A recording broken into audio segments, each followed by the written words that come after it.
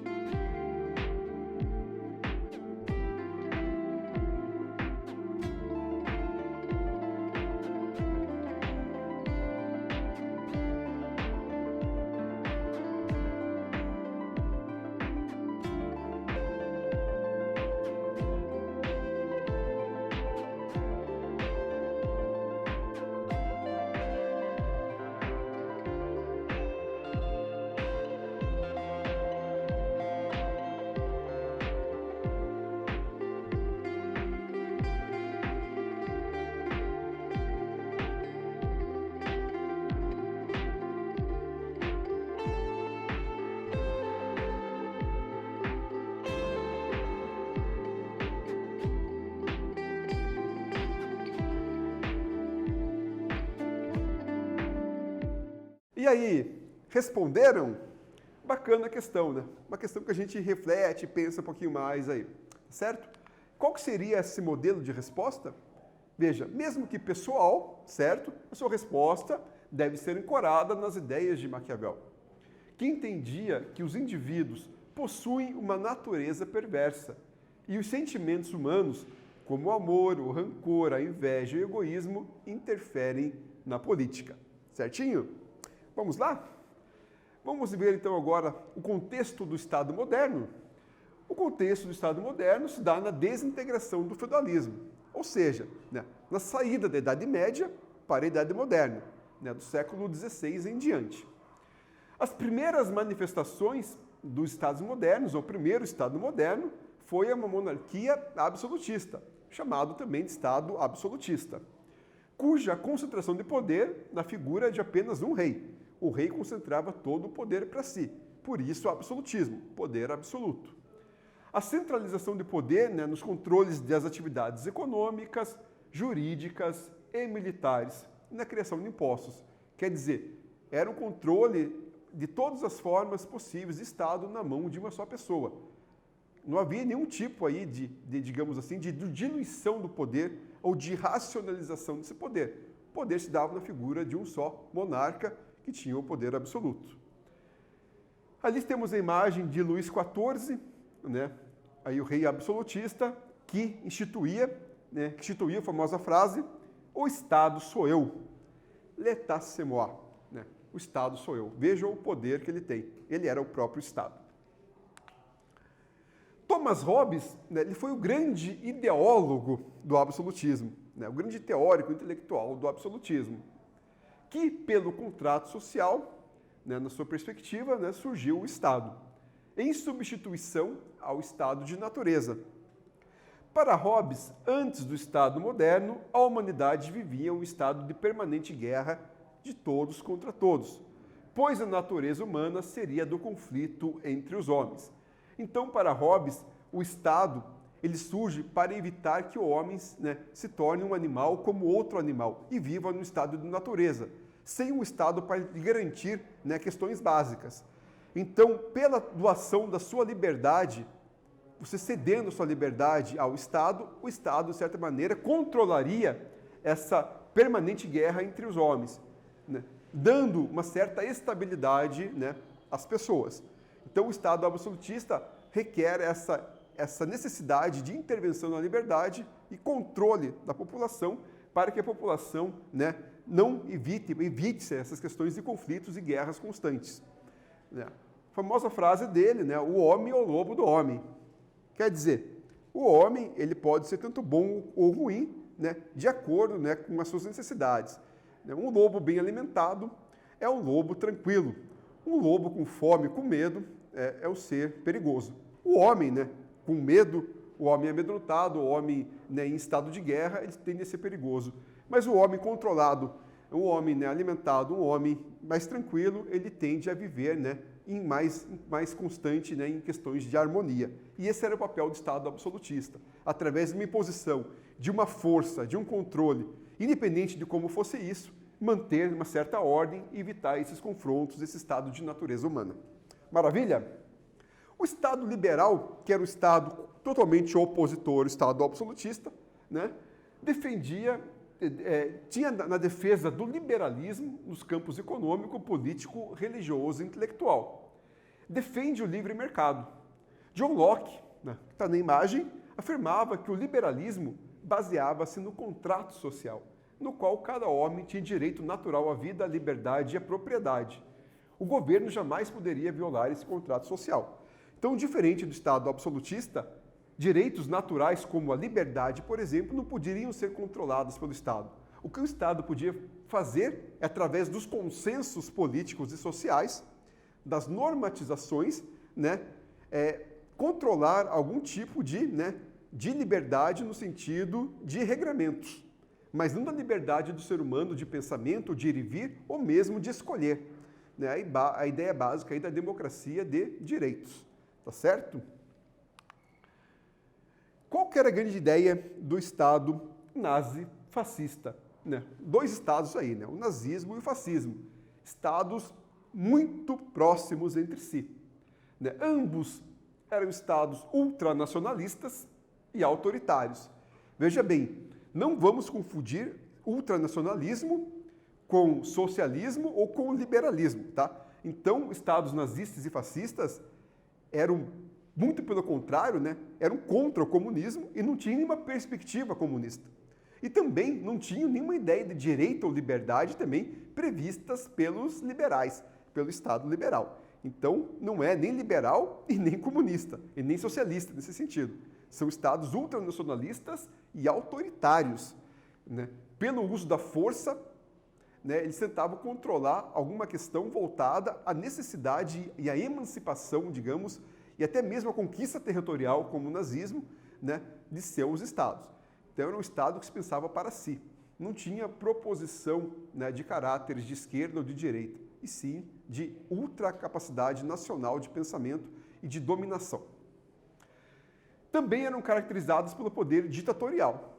Então, ambos os estados, você não tinha participação popular ou oposição política, né, ou uma emancipação por algumas instituições. Você tinha, sim, um governo déspota, tirano, ditador. Uma imposição muito forte, né, de figuras de líderes, né, de uma alienação social pelos meios de comunicação de massa, rádio, jornal, na época, né, para, né, para conquistar, através aí de uma, entre aspas, de uma suposta, né, melhoria, digamos, de uma suposta ideia, de uma suposta controle de dominação, de certezas por esses ditadores, né, de que a população deveria os apoiar. Então, até mesmo nos meios de comunicação não havia nenhum tipo de controle ou de permissão, né, de algo contra. Então, a repressão da oposição foi imensa. Né? A oposição não se criava nesses regimes de Estado pela via da força, pelo via do controle da sociedade, né, e da economia. A sociedade era altamente controlada. Né? Havia uma grande alienação intelectual, econômica e social através, né, dos mandatários, do corporativismo do poder dado por esses líderes que eram, entre aspas, endeusados. Né? No caso do fascismo, pelo Benito Mussolini, pelo caso do nazismo, pelo Adolf Hitler. Então, tinham também como características, né, o partido único, né, não podia haver oposição, culto ao líder, né, culto à figura, à imagem daqueles líderes que eu mencionei agora, eram anticomunistas, até porque o comunismo foi um dos grandes responsáveis pela decadência de ambos os estados. Tinha um militarismo muito forte, né, porque tinham constâncias de guerras e conflitos, no caso do nazismo, de emancipação, de conquista territorial. Né. O racismo era muito veemente, especialmente no nazismo. Né. O antissemitismo também, contra religiões, contra judeus, né, características próprias desse Estado altamente, né, massacrante, né, altamente aí, né, dilacerou boa parte da população, né, especialmente na questão racial, religiosa, né, como no caso dos judeus. Então temos ali a imagem do nazismo na Alemanha. Certinho? E por fim, por outro lado também, né, não é por fim, mas por outro lado, né, o Estado socialista. Né, esse Estado, né, também tentava bater de frente com a ideia do liberalismo. A primeira reação sistemática ao Estado liberal. O Estado socialista foi a primeira reação sistemática ao Estado liberal. Questionava a propriedade privada e os meios de produção. Fazia denúncia da sociedade dividida em duas classes fundamentais, a burguesia e o proletariado, que eram antagônicas entre si. Então, a ideia do Estado socialista, na verdade, era, né, acabar com essa ideia de classes e acabar com essa ideia aí, né, de fato, não só das classes, né, da classe burguesa e proletária, mas, enfim, de acabar com a ideia de classe e acabar com a ideia, de fato, de um Estado em que a predominação dele fosse para o capitalismo, tivesse interesses, né, de gerenciar uma ideia, né, de uma elite, digamos assim. Então, nesse sentido, também, uma das ideias do Estado era abolir a propriedade privada, que era o causador das divisões de classes sociais. Então, o socialismo era um fim para o comunismo. Era um fim para essa sociedade sem propriedade e sem classes. Maravilha? Vimos também aí, né, o estado do bem-estar social, cuja a principal regra era a política intervencionista, voltada ao atendimento dos direitos sociais básicos, como a saúde, a educação, o trabalho, o salário, o transporte e a previdência social. Associado à política do pleno emprego, fundamentando-se nos pilares de cidadania e direitos para a classe trabalhadora.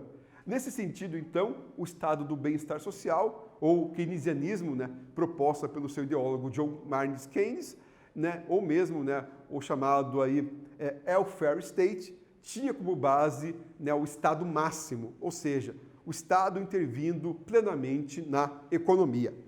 Beleza? E, né, por fim, o estado neoliberal. Aí, né, somente, né, com o princípio de que somente a liberdade econômica produziria indivíduos e sociedades livres. Ele tinha o contrário do estado do bem-estar social, apesar de ambos serem capitalistas, ele tinha aqui a ideia do estado mínimo para as questões sociais, ou seja, a permissão, né, da interferência da iniciativa privada nas questões referentes ao Estado, né?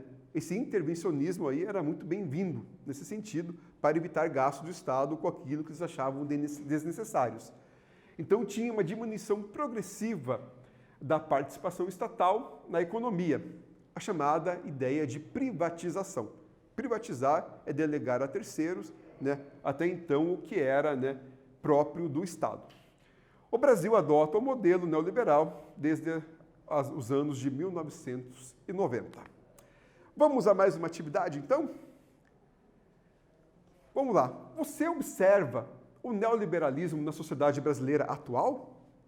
Justifique sua resposta levando em consideração as principais características do Estado neoliberal. Escreva um parágrafo em seu caderno. Tempinho para vocês.